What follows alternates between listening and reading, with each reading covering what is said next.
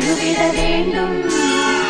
இது விரகத்தின் வேகம் விலகிடு என் தோழி. அது அந்த நதியோரம் இளம் காதலர் மாடம். இதோ இந்த